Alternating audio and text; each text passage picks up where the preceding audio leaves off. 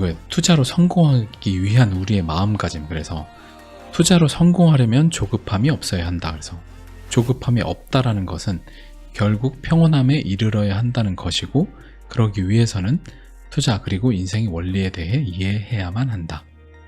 투자 사이클은 돌고 돌기 때문에 살아남을 코인의 투자를 포기하지 않고 원칙대로 하락장 구간에도 꾸준히 이어나갔다면 부는 당신에게 반드시 흘러 들어가게 된다. 이게 인내의 보상이에요.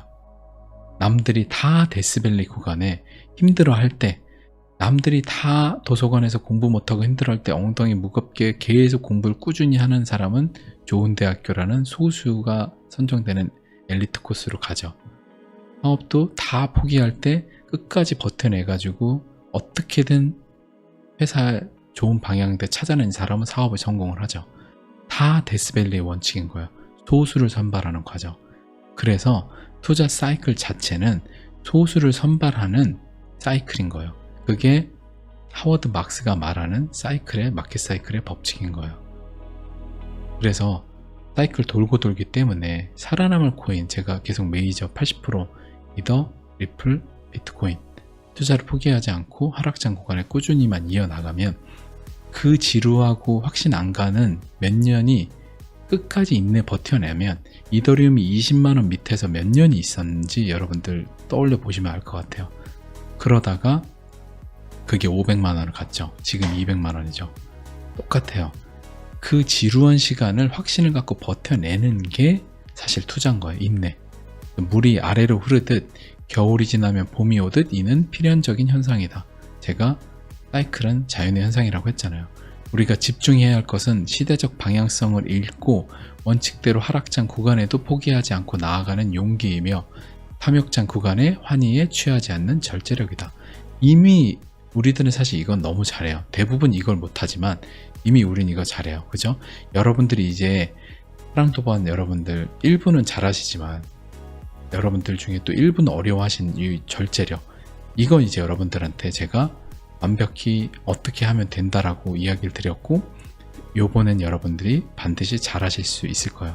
그리고 제가 잘하게 만들 거고, 그러니까 여러분들이 계속 제가 시뮬레이션 하라고 했죠. 환희의 순간에 내가 정신을 번쩍 차리는 그 시뮬레이션, 막 기분이 좋고 막 그 탐욕 구간에 되면 그때 시뮬레이션 계속 하는 거예요. 아침에 5분이라도 그때 이렇게 해갖고 나는 환호에 취하지 않고 코인을 팔아야지, 이 생각을 계속 하는 거죠. 그게 절제를 하는 거예요. 시뮬레이션. 운동선수들도 다 시뮬레이션을 합니다. 그래서 즉 철저히 내가 기준이 되어 대중들과 동조되지 않을 수 있는 현명함, 즉 지혜이다.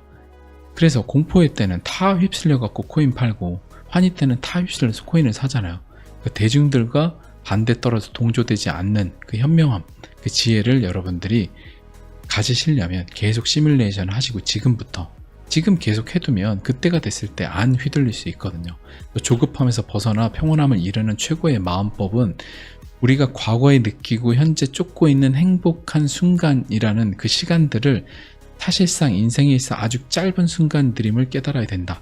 이게 뭐냐면, 여러분들 우리 여행 갔을 때 막 쏟아지는 밤하늘의 별빛, 파도 소리 들리고 막 바다가 푸른 비치고 막 이런 바다 가면, 동남아시아나 어디 막 이런 데 가면 행복하다. 거기서 뭐 이제 칵테일 한 잔 마시면서 행복하다, 이게 행복이다, 막 이런 생각 하잖아요.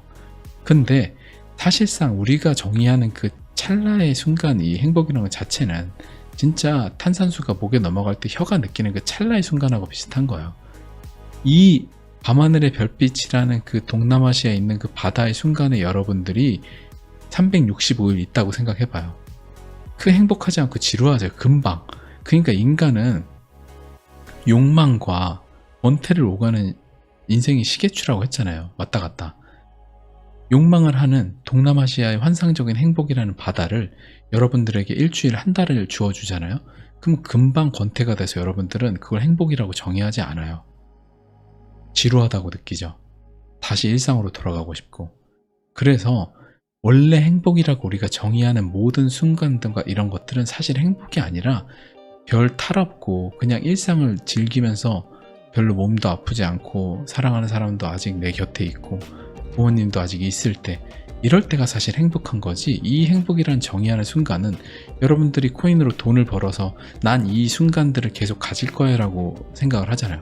좋은 차를 타고 좋은 집을 하고. 근데 사실 좋은 집에 들어가면 한 달 있으면 내 일상이 돼요. 좋은 차도 당연히 금방 지루해지죠. 물론 삶의 질은 좀씩 올라가니까 성장을 하고 노력을 해야 되겠지만, 노력을 하지 말자라는 의미가 아니라 여러분들이 행복이라는 정의 자체를 뒤바꾸면 삶의 관점이 바뀌는 거예요.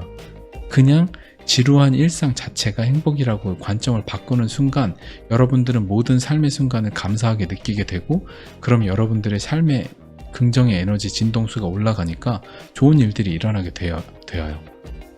그래서 우리가 행복이라 정의하는 순간의 기억들은 대부분 찰나의 순간들이고, 사실 그 순간들은 우리가 아주 가끔 마주하기에 소중하게 느끼는 거다. 그죠? 그래서 매일 쏟아지는 밤하늘에 보는 시골에 사는 사람이 그 장면을 보면서 아, 시골 너무 행복해, 시골 공기 너무 좋아, 이러지 않잖아요. 시골에 사는 사람은 서울 가고 싶지. 그렇잖아요. 서울에 사니까 시골의 밤하늘과 그 청명함과 시골에 잠깐 갔을 때 그게 좋은 거지, 계속 있으면 서울 가고 싶죠. 이게 결국에는 인간의 욕망은 자기가 갖지 못한 걸 욕망하고 이루어지면 또 권태를 느끼고, 이거 반복이란 말이에요. 그러니까 여러분들이 코인은 돈 벌고 나면 그것도 다른 욕망을 쫓기 시작을 할 거예요. 그래서 인간이 늘 욕망하고 권태를 느끼고 자신이 갖지 못하는 거에 갈증을 느끼는 거잖아요. 그래서 세상의 모든 부를 다 가진 사람이 우울증에 걸려서 삶을 스스로 중단하는 이유가 뭐겠어요? 더 이상 욕망할 게 없다고 느끼기 때문에, 모든 거에 권태를 느끼기 때문에 그 선택을 하는 거잖아요. 그러니까 여러분들한테 중요한 건 계속해서 성장하면서 내가 욕망할 거를 찾고, 그 다음에 권태에 빠져도 그 권태에서 다시 뭔가 더 이상 무너지지 않고 또 다른 건강한 욕망을 쫓는 거, 그거가 반복이 되는 게 중요한 거죠. 시계추가, 그러니까 계속 움직이는 게 중요한 거예요.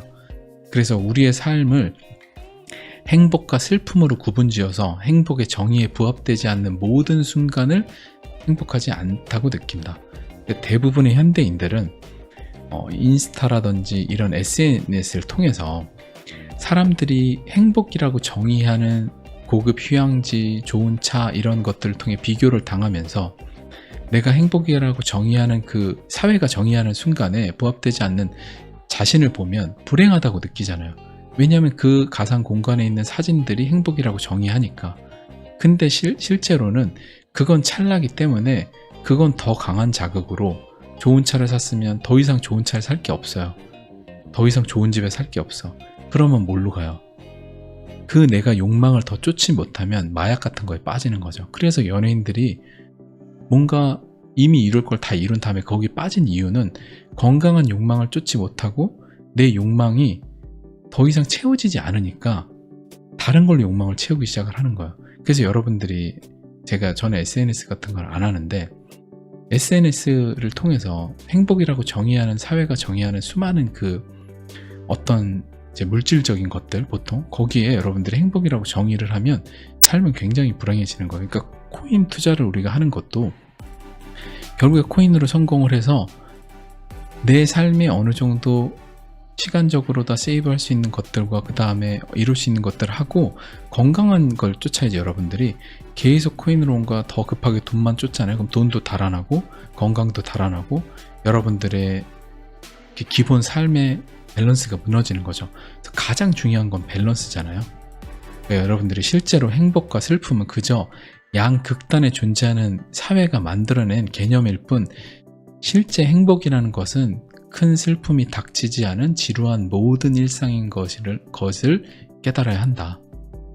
그러니까 사실상 진짜 행복은 제가 아까 앞에서 얘기했던 것처럼 큰 슬픔이 아직 오지 않은 이 모든 순간, 내가 하루 성장을 하고 앞으로 나는 코인 하면 돈도 또 벌 거고 계좌는 불어나갈 게 확실하기 때문에 좋아질 거면 지금 이미 행복해야지. 그때가 됐을 때 돈이 생겨도 행복한 거지, 돈이 생겨서 행복한 거는 돈이 없어지면 불행하잖아요. 지금 이미 행복해야 돈이 오면 더 행복한 거죠. 그렇게 돼야 되는 거예요. 그래서 우리가 감기 걸리고 장염 걸리고 막 이러면 그 하루의 평온함이 행복이었던 거 깨닫잖아요. 진짜 큰 병에 걸려보면 더 그렇지만, 여러분들이 암호자산이라는 시대적 방향성에 올라타고 있는 우리가 사이클 돌고 돌기에 이제 힘든 구간 2022년 지났잖아요. 그럼 나머지는 23년 지금 보내고 있죠. 반 거의 왔죠. 24년, 25년 앞으로 좋을 거잖아요. 오르락내리락 하면서. 그럼 지금 이미 앞으로의 것들이 이미 난 받았잖아요. 앞으로의 부가 늘어날 건 이미 나 받은 거란 말이에요. 우리는. 그럼 이미 행복하고 그거 올 것만 생각을 하면서 이미 행복한 준비를 해놔야지, 세팅을. 근데 지금 막 괴로워하고 하면 조바심이 나면 그게 만약 왔을 때 어떻게 받냐 이거죠. 준비가 안 돼 있는데. 그죠? 자, 부는 인내한 당신에게 반드시 찾아갈 것이란 사실을 확신하라. 부가 찾아간 그 순간에 흔들리지 않기 위해서는 부가 찾아가는 지금 조급함을 멈추고 평안함 속에 행복의 정의를 다시 세워둬야 할 것이다. 왜냐하면 부가 당신에게 찾아가서 속삭일 것이다. 그동안 할 수 없었던 새로운 쾌락을 찾아보렴. 또 다른 욕망의 시간이다. 그것의 이름은 권태이다. 그러니까 여러분들이 이미 행복하고 마음의 준비를 해둬야만 코인으로 돈을 벌었을 때 돈을 급하게 더 벌려고 또 다른 투자를 했다 돈이 날아가는 거, 아니면 돈을 통해서 잘못된 욕망을 쫓는 이런 선택을 하지 않게 되는 거예요. 그래서 크게 성공했던 사람들이 20대에 성공했다가, 예전에 엄청 20대 성공했다가 지금 말년에 노인이 돼서 굉장히 힘들게 단칸방에서 그 혼자서 늙어가는 사람들이 많거든요. 예전 왕년의 스타들 중에. 그거 왜 그럴까 생각을 해보세요. 결국에 다 같은 원리예요. 그 새로운 욕망이 왔을 때 그걸 바른 욕망을 쫓지 못하고 그냥 한 방에 뭔가 하려고 하고 그걸 계속 했기 때문에.